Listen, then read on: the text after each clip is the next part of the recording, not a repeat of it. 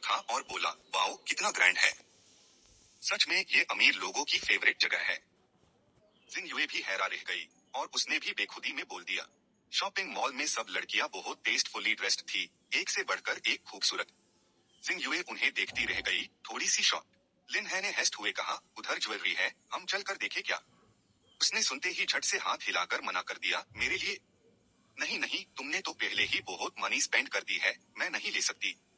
उसने फिर से एक ड्रेस की तरफ हाथ बढ़ाया और पूछा, अभी मुझे पैसे की कोई कमी नहीं है। यहाँ कितने अमेजिंग क्लोथ्स है, जिंगयुए तुम देखो। सच में बिग शॉपिंग जोन की बात ही कुछ और है। उसने तुरंत रिप्लाई किया, ये तो पक्का बहुत एक्सपेंसिव होगा। लिन है ने फिर एक और ड्रेस की तरफ इशारा किया, ये वाली कैसी है, ट्राई करोगी। जिंगयुए झट से बोली, ऐसे टच मैट करो। उसने उसकी तरफ पलट कर देखा और मुस्कुराते हुए बोला, कोई बात नहीं जिंगयुए, ये वाली देखो, ट्राई करके देखो, तुम इसमें पक्का बहुत खूबसूरत लगोगी, ट्राई कर लो। तभी वो नेल पेंट कर रही सेल्स गर्ल ने सडनली सर उठाकर कहा, उस ड्रेस की प्राइस 19,800 युआन है। लिन है और जिंगयुए दोनों ने एक साथ पलट कर देखा, पर वो अब भी सर उठाना जरूरी नहीं समझी और टॉन्टिंग टोन में बोली, लेना है तो लो, नहीं तो ऐसे हाई टच मैट करो, पुअर पीपल। जिंगयुए ये सुनकर एकदम से फ्रीज हो गई, वही खादी रह गई, फिर उसने अपना सर झुका लिया और एक वर्ड भी नहीं बोली। जिंगयुए ने जल्दी से टर्न किया और चलने लगी, बोलते हुए, लिन है, मुझे कुछ काम है, मैं अभी जा रही हूँ। लिन है एकदम से शॉक हो गया और जोर से चिल्लाया, जिंगयुए। लिन है उसके पीछे लिफ्ट तक भागा और एंशियस होकर पूछा, जिंगयुए रुको। जिंगयुए तुम्हें क्या हो गया है। पता नहीं क्यों, पर कुछ दिनों से तुम मुझे थोड़ी अजीब लग रही हो। वो नीचे देखती रही, होंठ दबाकर, कांपती आवाज में लिन है से बोली, इस चेहरे के अलावा मैं बस एक नॉर्मल सी लड़की हूँ। मैं गरीब घर से हूँ, कभी ऐशो आराम की जिंदगी का ख्वाब नहीं देखा। बस अपने हाथों से मेहनत करके जीना चाहती हूँ। एक्सायन युए ने नीचे देखते हुए धीरे से कहा, अब तुम्हारे पास पैसे है, सब लोग तुम्हारी तारीफ करते हैं, तुम जब चाहे हाई एंड मॉल्स जा सकते हो, पर मैं डरती हूँ। जब भी हम साथ चलते हैं, वो नजरें, वो मुझे घूरती है। मैं नहीं चाहती लोग सोचे कि मैं एक 3D शो ऑफ लड़की हूँ। वो अब भी नजर नहीं उठा पा रही थी। धीरे से लिन है को बोली कि वो सेल्फ कॉन्शियस है। तो लिन है आगे बढ़ा और उसके कंधे पर हाथ रखकर उसे चुप कराया। लिन है के होंठों पर हल्की सी मुस्कान आई, उसने जवाब दिया, सच कहूँ तो मैं भी तुम जैसा ही हूँ, हमेशा सेल्फ कॉन्शियस और डरता हुआ।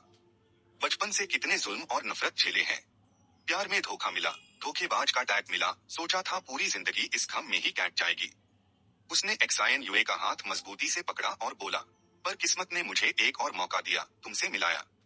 हम दो ऐसे लोग जिनकी कहानी एक जैसी है, साथ आए। तुम्हारी वजह से ही तो मैं अपनी सेल्फ कॉन्फिडेंस वापस पा रहा हूँ, अब पहले जैसा डरता नहीं। इसीलिए तो मैं आज इतना लकी हूँ। वो चमक उठा, हेस्ट हुए आगे बोला, तो अब मेरी बारी है तुम्हें और कॉन्फिडेंट बनाने की।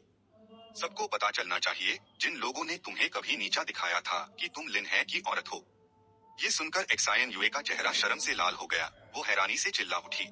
लिन है ने उसका हाथ मजबूती से पकड़ा, यूज आगे खींचता हुआ, चलते चलते बोला, चलो, मैं भी देखता हूँ अब कौन ह्यूम तंग करने की हिम्मत करता है।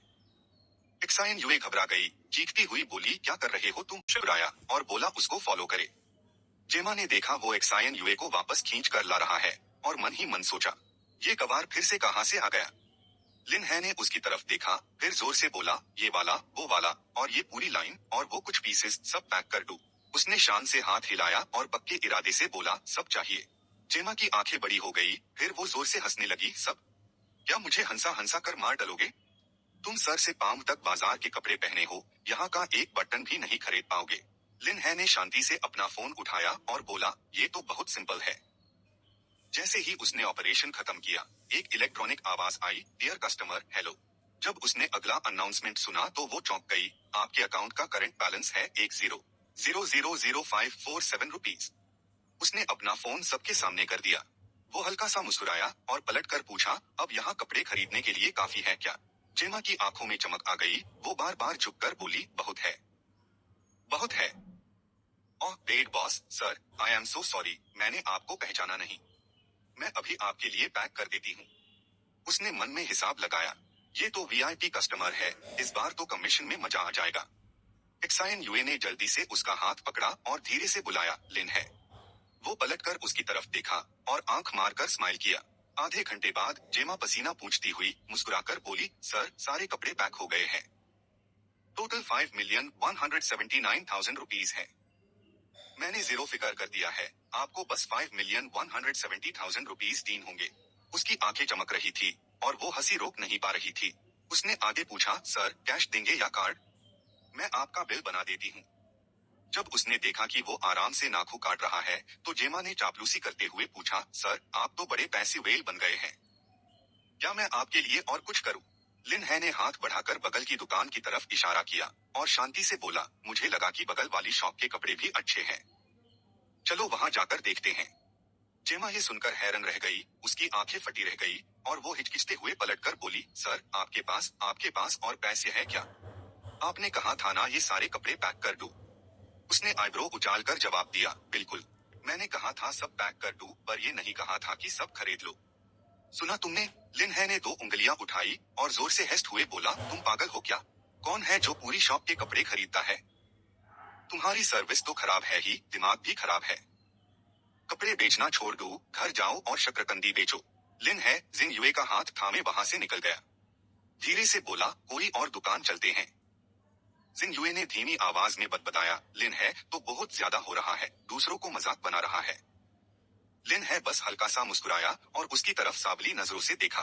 उसकी खुद की गलती है ना, इतनी घमंडी और आंखों में पट्टी बंधी हुई थी, लोगों को कुछ समझती ही नहीं थी। बस थोड़ी देर परेशान रहे वो, हमने तो बस थोड़ा मजाक किया था। जिंग युए ने नीचे देखा, उसके गाल लाल हो गए थे। धीमी आवाज में बोली, गन में वही खाती रही, उन दोनों को दूर जाते देखती रही और फिर एक गनफाड़ चीख मारी। उसका चेहरा गुस्से से बिगड़ गया। वो गर्जी, ये 2 कमीने, इनकी इतनी हिम्मत। फिर जल्दी से फोन निकला, रोट यू डायल किया, कियांग भाई, आपकी दीदी को बहुत परेशान किया है। इधर दूसरी तरफ लिन है और जिंग युए अलग अलग स्टाइल के कपड़े ट्राई कर रहे थे, एक के बाद एक बादल रहे थे। दोनों ने एक दूसरे को देखा और मुस्कुराए। लिन है ने अपना जैकेट कंधे पे रखते हुए हंसते हुए पूछा, सच में इंसान की पहचान उसके कपड़ों से होती है? जिंग युए तो कुछ भी पहने एकदम क्यूट टेडी बियर लगती है ना? जिंग युए ने सुनकर अपना मुंह छुपाया और हंसी, बोली, ऐसे कौन खुद को हाई डिस्क्राइब करता है भला? उसने अपना सर खुजाया, खुश होकर बोला, हमारे कपड़े तो हो गए, अब मम्मी पापा के लिए भी कुछ सेट्स देखते हैं, तुम मेरी हेल्प करोगी ना? ठीक है। उसने झट से सर हिलाया और खुशी खुशी मान गई। दूसरी तरफ गन में अपना चेहरा छुपाए बुरी तरह रो रही थी, कियांग भाई, आपको मेरे लिए इंसाफ करना ही होगा। मुझे बहुत बुरी तरह जलील किया गया है, मैंने ऐसी जिल्लत कभी नहीं सही। ओल्ड कियांग ने झट से सर उठाया और धुएं का एक लंबा कश छोड़ा। उसने सिगरेट मुंह में दबोचते हुए गहरी आवाज में कहा, पिछली बार वो हूं नाम का शख्स आधी रात को मेरे भाइयों को लिन है से उलझने बुलाया था।